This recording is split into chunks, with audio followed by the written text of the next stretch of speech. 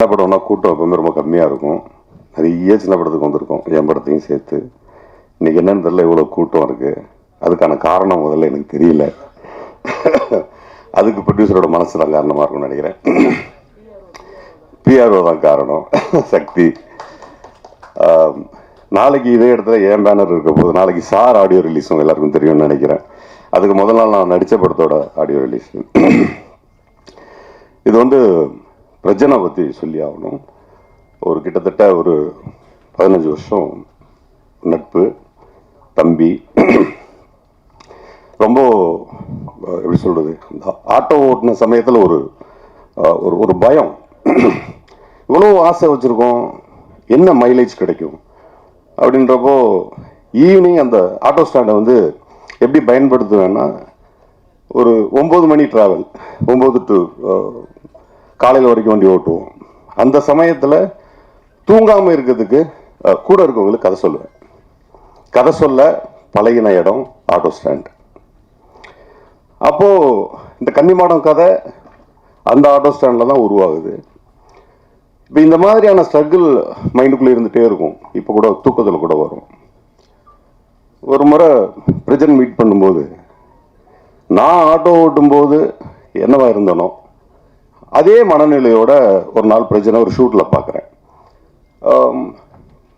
நிறைய ட்ரீம்ஸ் வச்சுருக்கான், ஃபிட்டாக இருக்கான், நல்ல பையன், அழகாக இருக்கான், ஏன் வரல அப்படின்னு ஒரு பெரிய கேள்வி இருந்தது. அப்போ எனக்கு தோணுச்சு, பிரஜன் வச்சு படம் பண்ணுவோம். இப்போதான் சொல்கிறேன், எனக்கு தெரியாது. கன்னிமாடம் படம் பிரஜன் வச்சு பண்ண வேண்டிய படம், மிஸ் பண்ணிட்டான். இவ்வளோதான் சொல்கிறேன். ப்ரொடியூசர் வந்து ஸ்ரீராம் கூப்பிட்டு வராங்க. ஸ்ரீராம் தான் ப்ரொடியூசரே கூப்பிட்டு வந்தாங்க கன்னிமாடம். அப்போது அந்த ஸ்ரீராம்ங்கிற பையன் அந்த படத்தை எப்படியாச்சும் கொண்டுட்டு வந்துடணுன்னுட்டு என்கிட்ட பயங்கரமாக போராடுறான். ஒவ்வொரு முறையும் என்ன சொல்கிறான்னா, அண்ணே நீங்கள் ஹீரோ யாரை வேணால் போட்டுக்கோங்க, ஹீரோ யாரை வேணால் போட்டுங்க, அந்த படம் ஓடும், இந்த படம் ஜெயிக்கும்னு சொல்லி அந்த பையன் சொல்லிகிட்டே இருக்கான். அப்போ நாங்கள் ஒரு லிஸ்ட்டு போடும்போது நான் சொன்னேன், லிஸ்ட்டே போட வேணாம், பிரஜின் போட்டுக்கலாம் அப்படின்னோடனே அந்த ப்ரொடியூசரும் மலையாளி தான். அவரும் பிரஜின் எனக்கு கூட தெரியுமே, அவரை போட்டுக்கோங்கன்னு சொல்லிட்டாங்க. ஒரு 10 நாள் டிஸ்கஷன் பிரஜின் வச்சு தான் போச்சு. அவன் வருத்தப்படுவான்ட்டு நான் இது வரைக்கும் சொல்லவே இல்லை. அப்புறம் கடைசியாக நன்றி கடனா நான் என்னன்னா, அந்த பையன் ஸ்ரீராம்ங்கிற பையன் அதுக்கு உழைக்கிறத பார்க்க போகும்போது, இன்னும் இவ்வளோ ஹார்டுக்கு போகிறான் அந்த பையன், இவனுக்கு ஏதாவது நம்ம திருப்பி செய்யணுமே அப்படின்னு சொல்லிட்டு, டெய்லி முடி தாடியெல்லாம் வளடான்னு சொல்லிட்டு அந்த பையனை நான் ஹீரோவை போட்டு அந்த படம் பண்ணேன். இந்த நேரத்தில் அதை நான் சொல்லிடுறேன். ஆனால் பிரஜினுக்கு ராமன் நெக்ஸ்ட் ஃபிலிமில் ஹீரோ பண்ண முடியாத சூழல், ஒரு பெரிய ஹீரோ பண்ணுறாங்க. நிச்சயமாக பிரஜின் அந்த படத்தில் மிகப்பெரிய லெவலில் வெளியில் வர்றதுக்கான வேலையை நான் கட்டாயமாக செய்வேன். அதுக்கு முன்னாடி பிரஜின் வந்து கேட்டுக்கிட்டதுனால தான் இந்த படத்தை பண்ணேன். அதில் எனக்கு ஒரு நல்ல நட்பு கிடைச்சிது. ப்ரொடியூசர் தாமசர் கிடைச்சாரு, இயக்குனர் மற்ற நல்ல டீம் கிடைச்சிது. அதில் இந்த ப்ரொடியூசர் பற்றி சொல்லணும்னா பயங்கர இன்னசென்ட். வழக்கமாக இப்போ நீங்கள் ட்ரெய்லர் பாடல்கள்லாம் பார்த்துருப்பீங்க, அதுக்கு ஒரு அளவீடு இருந்திருக்கும். அது எப்படி அளவீடு இருந்திருக்கும்னா, நீங்கள் லோகேஷ் கனகராஜ் சார் படம் பார்த்துட்டு வந்திருப்பீங்க, அந்த பக்கம் இன்னொரு பெரிய இயக்குனர் படம் கார்த்திக் சுப்ராஜ் ஒரு படத்து ட்ரெய்லர் சாங்ஸ் பார்த்துருப்பீங்க. கம்பேரிசன் இருக்காது. இந்த கம்பேரிட்டிவே இல்லாமல் ஒரு அப்ஸ் அண்ட் டவுன் தெரியும். அது நீங்களும் ஃபீல் பண்ணுவீங்க, நானும் ஃபீல் பண்ணுவேன். சினிமாக்காரர்களாக இருக்கக்கூடிய பர்டிகுலராக பத்திரிகைக்காரர்களுக்கு அது நன்றாகவே புரியும். பட் ஆனால் நான் இதை எப்படி உணர்றேங்கிறத சொல்லிடுறேன். ஒரு 5 கிளாஸ் மீன் கண்ணாடி கிளாஸ் வைக்கிறோம்னு வச்சுங்களேன். 50 ml, 100 ml, 150 ml, 200 ml, ½ litre அப்படின்னு வச்சுட்டு அதை தண்ணி ஊற்றிட்டு எந்த கிளாஸ் கிட்ட கேட்டாலும் நான் ஃபுல்லாக இருக்கேன்னு தான் சொல்லும், அது நிறைஞ்சதுக்கு அப்புறம். அப்போ யார் யார் எந்தெந்த இடத்துல எந்தெந்த கற்பனை எதை நோக்கி பயணிக்கிறார்களோ அதைத்தான் எழுதுறாங்க. அப்படி எழுதும் பொழுது அந்த கற்பனையை அவங்க முழுமையாக தான் பண்ணுறாங்க. ஒவ்வொரு முறையும் ஒவ்வொரு இயக்குனரும் சினிமா செய்யும் பொழுது அவர்கள் அறிவு, அவங்க உழைப்பு எல்லாம் ஒன்று தான். ஆனால் அவங்க இருக்க இடம், அவங்க வந்த வழி, அவங்க எழுத்து எல்லாமே அவங்க வாழ்வியலை சுற்றி இருப்பதனால் நிச்சயமாக நீங்கள் பார்த்த ட்ரெய்லரோ பாடல்களோ ரொம்ப முழுமையான பாடல்கள், முழுமையான வரிகள், நல்ல இசையமைப்பு. அப்படித்தான் நம்ம இது எல்லாத்தையுமே வந்து பார்க்கணும். பர்டிகுலராக பத்திரிகைக்காரர் நீங்கள் வந்துட்டு இங்கே இருக்க எல்லாத்தையும் விட அதிகமான புரிதலை கொண்டவர்கள் நீங்கள் தான். ஏன்னா நாங்கள்லாம் கூட ஒரு ஆடியோ ரிலீஸ் வரோம், இது ஒரு ஆடியோ ரிலீஸாக இருக்கும், பார்த்தா நாளைக்கு என்னது இருக்கும், அதுக்கப்புறம் 6 மாதம் வர மாட்டோம். நீங்கள் டெய்லி ஒரு ஆடியோ ரிலீஸ்க்கு வர்றீங்க, டெய்லி ஒரு பேச்சு பார்க்குறீங்க, டெய்லி ஒரு ட்ரெய்லர் பார்க்குறீங்க, டெய்லி. உங்கள் எல்லார்ட்டையும் என்னுடைய தாழ்மையான வேண்டுகோள் என்னென்னா, நீங்கள் ஒன்று தான் வந்து அப்ஸ் அண்ட் டவுனை ரொம்ப கரெக்டாக எழுதுகிறவங்களாகவும் பிரதிபலிக்கிற ஆட்களாகவும் இருக்கிறீங்க. அதனால் உங்ககிட்ட மன்றாடி கேட்பது, இங்கே நடக்கக்கூடிய அந்த சின்ன சின்ன தவறுகள் இருக்குல்லையா, அது பெரிய படங்களுக்கு கூட எழுதுங்க, சிறிய படங்களுக்கு தவறு எழுத வேண்டாம். நான் ப்ரெஸ் கிட்ட எல்லார்ட்டுமே கேட்டுக்கிறது அதுதான். அதே மாதிரி பெரிய படங்கள் நீங்கள் பாதிப்படைய செய்யுங்கன்னு நான் சொல்லலை. ஒருத்தர் தள்ளி விட்டு அவங்களால போய் ஸ்டாண்ட் பண்ணி நிற்க முடியும்னா கூட நீங்கள் இடிக்கிறதுல ஒரு நியாயம் இருக்குது. இவன் தள்ளி விட்டா காணாமல் போயிடுவான். சரி, அவனை தள்ளி விடும் பொழுது பாவம் அது ரொம்ப தப்பாகி போயிடும். தாமஸ் சார் வந்துட்டு ஒவ்வொரு நாளும் அந்த படம் எடுக்கும் பொழுது அந்த பணத்தை எங்கேருந்து எடுக்கிறாரு அப்படிங்கிறத நான் கண்கூட பார்த்தேன். அது எங்கெங்கே இருந்தெல்லாம் வாங்குறாரு அப்படிங்கிறதெல்லாம் பார்த்தேன். ரொம்ப கஷ்டமாக இருந்தது. இப்போ இந்த மாதிரியான ப்ரொடியூசர்ஸ் வந்துட்டு போட்ட காசை எடுத்துட்டாங்கன்னா நிச்சயமாக அவர்கள் ரொம்ப நேசிச்சு தான் சினிமாவுக்கு வந்திருப்பாங்க. அவரை நீங்கள் தனியாக கூப்பிட்டு கேட்டிங்கன்னா சொல்லுவார், இந்த திரைப்படம் மிகப்பெரிய வெற்றி திரைப்படம், எனக்கு இதன் மூலமாக 2 மடங்கு லாபம் கிடைக்கும் ஒரு நம்பிக்கையோடு தான் அவர் இன்றைக்கு வரைக்கும் இங்கே உட்கார்ந்துருக்கிறாரு. அந்த லாபத்தை நம்ம கட்டாயமாக எடுத்து கொடுக்க வேண்டிய சூழலில் இருக்கிறோம். அதுக்கு என்னுடைய டிஸ்ட்ரிபியூட்டர், என்னுடைய சகோதரன் வினேஷ் அவர்களுக்கு, என்னுடைய தினேஷ் அவர்களுடைய நன்றியை தெரிவிச்சுக்கிறேன். இந்த நேரத்தில் முதல்ல சொல்ல வேண்டியதை பின்னாடி சொல்கிறேன். இங்கே வந்திருக்கக்கூடிய சீஃப் கெஸ்ட், நான் கூட நேற்று நைட்டு ஷூட்டிங் வந்து எனக்கு 6 மணிக்கு முடிஞ்சு அதுக்கப்புறம் ஃப்ளைட் பிடிச்சி நான் இந்த படம் ஆடியோ ரிலீஸ்க்காக தான் வந்தேன். ஏன்னா நான் சின்ன படங்களை ஆதரிங்கன்னு சொல்கிறேன்னா, நான் இன்றைக்கி எங்கள் ஷூட்டிங்கில் உட்காந்துருந்தேன்னா அப்புறம் நான் என்ன மனுஷன்? அதுக்காக வேகமாக ஃப்ளைட் பிடிச்சிட்டு நான் வீட்டுக்கு கூட போகாமல் இங்கே வந்தேன். தலையில் ஒரு சின்ன மேக்கப் இருக்குது, அது தெரியக்கூடாதுங்கிறதுக்கு தான் அந்த கேப் போட்டு கண்ணாடி போட்டு மறைச்சி வச்சுருக்கேன். அதையும் சொல்லிடுறேன். இங்கே வந்து உட்கார்ந்துருக்கிற நம்முடைய திரு கே பாக்கியராஜ் சார் அவர்கள் இங்க இருக்கக்கூடிய எல்லா சின்ன படங்களுக்கும் அவர் தான் ஆதரவு தராரு. அண்ணன் ராஜன் அவர்கள் இங்க இருக்க எல்லா திரைப்படங்களுக்கும் அவர் தான் வந்து கூவி இந்த வேலைகளை செய்து கொண்டிருக்கிறார். திரும்ப என்னுடைய சகோதரர் மோகன்ஜி அவர்கள் தம்பிக்காக வந்திருக்கிறாங்க. ஆக்சுவலா இந்த மேடையை நிரப்புவதற்கு கொஞ்சம் பேர் வந்து மனசார வந்து உட்காரணும். நான் என்ன சொல்றேன், எல்லாருக்குமே உதவி செய்யற மனநிலை இருக்கும். கார்ல போயிட்டே இருப்போம், ஒருத்தர் பிச்சை கேட்டா கண்ணாடி இறக்கி போடுவோம்.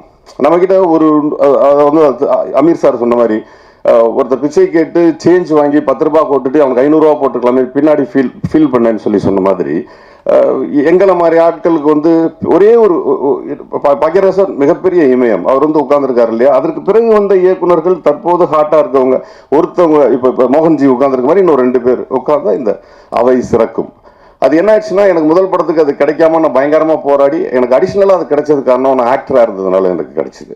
இல்லைன்னா எனக்கும் அதே நிலைமை தான். இப்போ 2வது படம் நாளைக்கு வந்து திரு வெற்றிமாறன் அவர்கள் வந்து மிடில் உட்கார போகிறாங்க. ஏன் இதை சொல்கிறேன் அப்படின்னா, வெற்றி சார்கிட்ட போய் நான் கேட்டேன், என்ன அவருக்கு யாருன்னே தெரியாது. நான் சொன்னப்போ நான் கன்னிமாடம்னு ஒரு படம் நான் கேள்விப்பட்டேன். சார் அந்த படம் நசுக்கப்பட்டதுக்கான காரணம் உங்களை மாதிரி யாராவது ஒருத்தவங்க சப்போர்ட் பண்ணியிருந்தா பெட்டராக இருந்திருக்குமே அப்படின்னா. அப்படியா, நான் சப்போர்ட் பண்ணுறேன், உங்கள் அடுத்த படத்தை காட்டுங்க அப்படின்னாரு. நான் நம்பலை. அடுத்த படத்தை போய் காமிச்சேன். அந்த படத்தில் இருக்கக்கூடிய சில குறைகளை சொன்னார். அந்த குறைகளை பூரா நிவர்த்தி பண்ணி எடுத்துகிட்டு போனேன். வெற்றிமாறன் அப்படின்னாரு. வெற்றிமாறன் வழங்கும் சார்னு போட்டோன்னே படத்தோட மைலேஜ் எங்கேயோ போயிடுச்சு, வியாபாரம் எங்கேயோ போயிடுச்சு. இன்னைக்கு லோகேஷ் சாரை வந்து ரிலீஸ் பண்ண சொன்னேன், எங்கேயோ இருக்காரு. லோகேஷ் சார் சொன்னார், நீங்கள் திரும்ப சின்ன திரைப்படங்களுக்காக பேசிகிட்டே இருக்கீங்க, உங்கள் திரைப்படத்திற்கு நான் ஆதரவு தருகிறேன்ட்டு அவர் தான் நாளைக்கு ட்ரெய்லர் ரிலீஸ் பண்ணுறாரு. ஸோ இப்பதான் ஒவ்வொருத்தராங்க முன் வர்றாங்க இந்த மாதிரி சிறிய படங்களை காப்பாற்றுவதற்கு. அதே மாதிரி அந்த சிறிய பெரிய திரைப்படங்களுக்கான ஒரு உதாரணத்தை சொல்லி இந்த பேச்சை நான் நிறுத்திக்கிறேன். அதே மாதிரி மலையாளத்தினுடைய மிகப்பெரிய எழுத்தாளர், என்னுடைய பெரிய ரோல் மாடல் குரு, நிறைய திரைப்படங்கள், மம்முட்டி சாரோட எல்லா சிபிஐ டைரி குறிப்பு அத்தனையும் நான் இப்போ கடைசியாக எழுதின ஒரு ஸ்கிரிப்டுக்கு உங்களுடைய எல்லா திரைப்படங்களையும் பார்த்துட்டேன். அதில் இருக்க சின்ன நுவான்சஸ்லாம் வந்து நாங்கள் திருடி இருக்கோம், மன்னிச்சுக்கோங்க. இப்போ ஒரே ஒரு உதாரணம் சொல்லி இதை முடிச்சுக்க விரும்புகிறேன். சினிமா குடும்பம் சொல்லிக்கிட்டே இருக்கிற இடத்துல நிறைய சம்பாதிக்கிற தகப்பனார் இருக்கிற குடும்பம், 3 வேளை உங்களுக்கு சோறு போடுற தாய் இருக்கக்கூடிய குடும்பம், உங்களுக்காக சப்போர்ட் பண்ணக்கூடிய சகோதரன் இருக்கக்கூடிய குடும்பம், சகோதரி இருக்க வேண்டிய குடும்பத்தில் சகோதரனுக்கும் சகோதரிக்கும் திருமணமானால் அங்கே 4 குழந்தைகள் விளையாடக்கூடிய குடும்பம் என்று சொன்னால் சிறிய திரைப்படங்கள் என்பது குழந்தை. நீங்கெல்லாம் அப்பா அம்மாவா இருந்து இந்த குழந்தையை தூக்கி கொஞ்ச வேண்டிய சூழல் உங்களுக்கு இருக்கு, கடமை உங்களுக்கு இருக்கு அப்படின்னு சொல்லி விடைபெறுகிறேன். நன்றி, வணக்கம். இனிய வணக்கம்.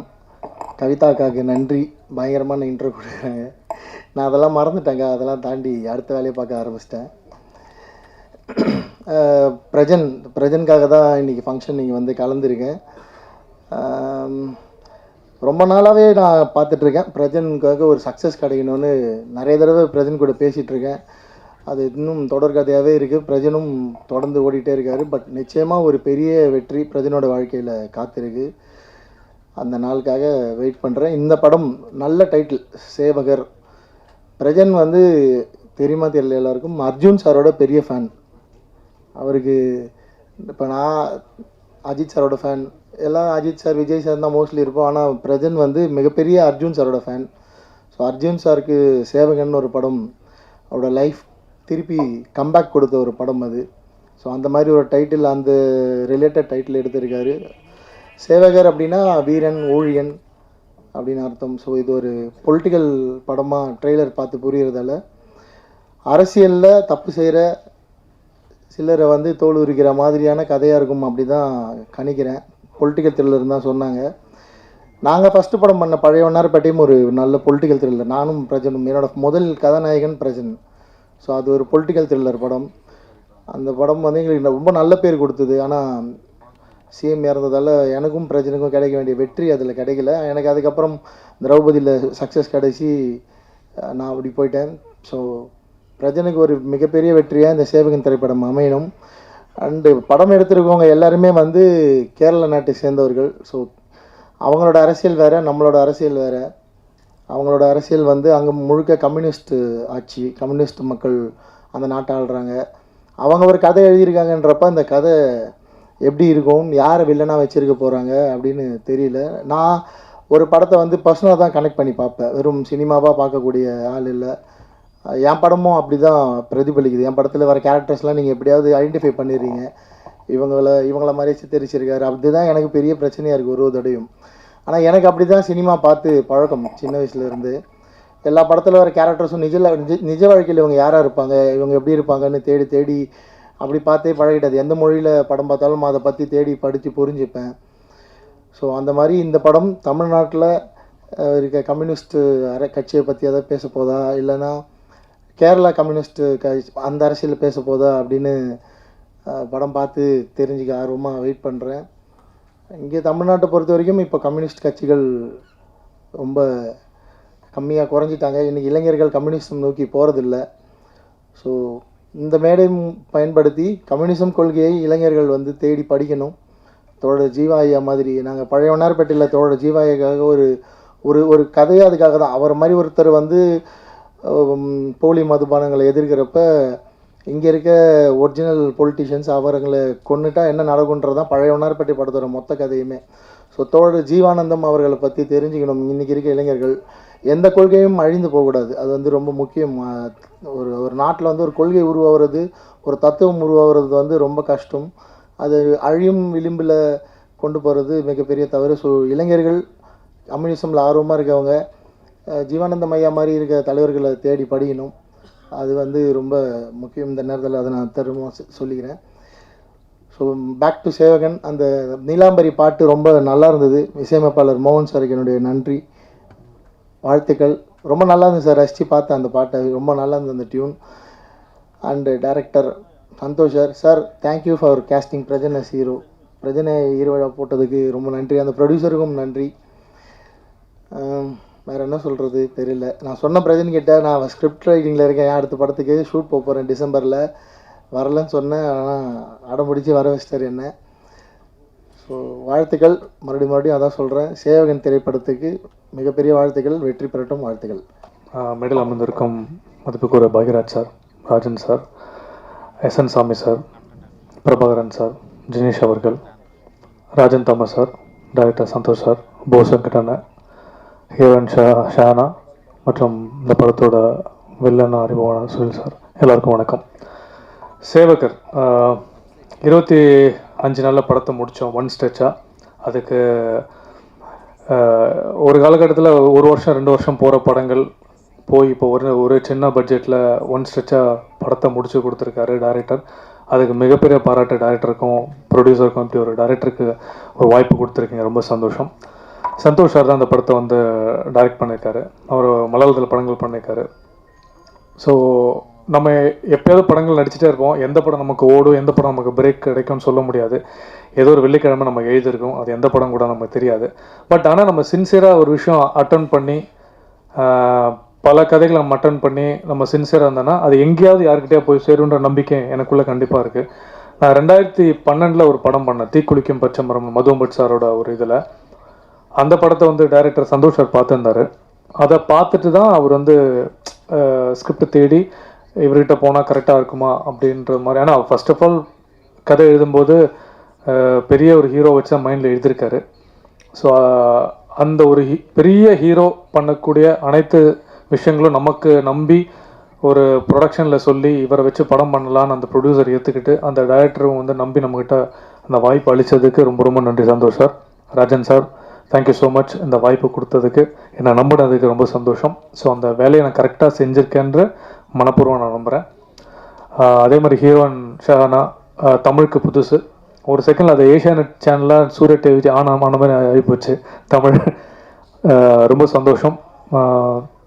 ஸோ மேற்கொண்டு குட் லக், எல்லா படங்களும் நீங்கள் அட்டன் பண்ணோம். சுனில் சார், சேவகர், எல்லா இடத்துலையும் எல்லா ஒரு டவுன் அப்பார்ட்மெண்ட்டாக ஒரு இடங்கள் வில்லேஜ் எங்கே எடுத்தாலும் பார்த்தீங்கன்னா சேவை செய்கிற குரூப் நிறைய பேர் இருப்பாங்க. ஒரு இடத்துல ஒரு வாலிபா சங்கம் இருக்கும், ஒரு செட் ஆஃப் 5 பேர் இருப்பாங்க பசங்க. அவங்க கண்டிப்பாக அதில் ஒரு தலைமையாக ஒருத்தன் ஹெட் ஒருத்தர் இருப்பான். தெரியுதா அண்ணா, முகம் தெரியுதா? நானா ஃப்ளோவில் பேசிட்டேனோ? சரி, ஓகே. ஃபர்ஸ்ட்ல தானே? இல்லை நான் பேசல, இல்லை இதுலேருந்து போயிடுறோம், பிரச்சனை இல்லை. ஓகேண்ணா, ஓகே, தேங்க்யூண்ணா. அப்போ இதுலேருந்து டெலிகாஸ்ட் ஆகும்னு நினைக்கிறேன். ஓகேண்ணா, அதே மாதிரி போச்சு. சரி, ஓகே. அந்த வில்லேஜில் எல்லா இடத்துலையும் ஒரு டவுனில் ஒரு இடத்துல ஒரு சங்கத்தில் ஒருத்தன் இருப்பான், அவன் தான் ஹெட்டாக இருப்பான். ஸோ அப்படி ஒரு கதாபாத்திரம் தான் விஜய் நான் நடிச்சிருக்கேன் நான் படத்தில். அந்த இடத்துல எந்த பிரச்சனை வந்தாலும், நல்லது நடந்தாலும் கெடுதல் நடந்தாலும் இவரை மீறி தான் எதுவும் நடக்கும்ன்ற ஒரு விஷயம். ஸோ அப்படி இன்றைக்கி பல இடத்துல சென்னையிலும் சரி தமிழ்நாட்டிலும் சரி ஒரு குரூப் நிறைய பேர் இருக்காங்க. ஸோ அவங்கள வந்து சில நல்ல விஷயங்கள் பண்ண முடியாமல் தடுக்குவாங்க தீமை சக்திகள். ஸோ இதை மீறி ஒரு பொலிட்டிக்கல் த்ரில்லர் தான் அந்த ஆக்ஷன் படம் தான் அந்த படம். இதில் வந்து போஸ் வெங்கட் அண்ணன், நரேன் சார் எல்லாமே நடிச்சிருக்காங்க. ரொம்ப ரொம்ப சந்தோஷம். ஏன்னா ஒரு முக்கியமான கதாபாத்திரம் நடிக்கிறதுல அவங்க வந்து எல்லா வெற்றி படங்களும் போஸ் வெங்கட் அண்ணன், நரேன் சார் இருந்திருக்காங்க இந்த படத்தில். ஸோ லாஸ்ட்டு ஒரு கேஸ்டிங் போயிட்டுருக்கும்போது நான் ஒரு ஃபோன் அடிச்சிருந்தேன். என்னோட தம்பியை நினச்சி நான் கூப்பிட்ட விஷயத்துக்கு அந்த கேஸ்டிங்கில் வந்து கண்டிப்பாக பண்ணி கொடுத்ததுக்கு போஸ் வெங்கட் அண்ணனுக்கு ரொம்ப ரொம்ப நன்றி. நரேன் சாருக்கு ரொம்ப ரொம்ப நன்றி இந்த இடத்துல நான் பயன்படுத்திக்கிறேன். அது இல்லாமல் வந்து 2 விஷயத்தில் வந்து ஒரு ட்ரோல் கண்டென்ட்டை இழுத்து விட்டாங்க. நாளைக்கு அதுதான் விஷயமாக வரும்னு நினைக்கிறேன்.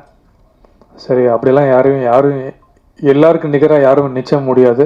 என்றைக்கும் ஒரே சூப்பர் ஸ்டார், ஒரே இளைய தளபதி, எல்லாம் ஒரே விஷயம்தான்.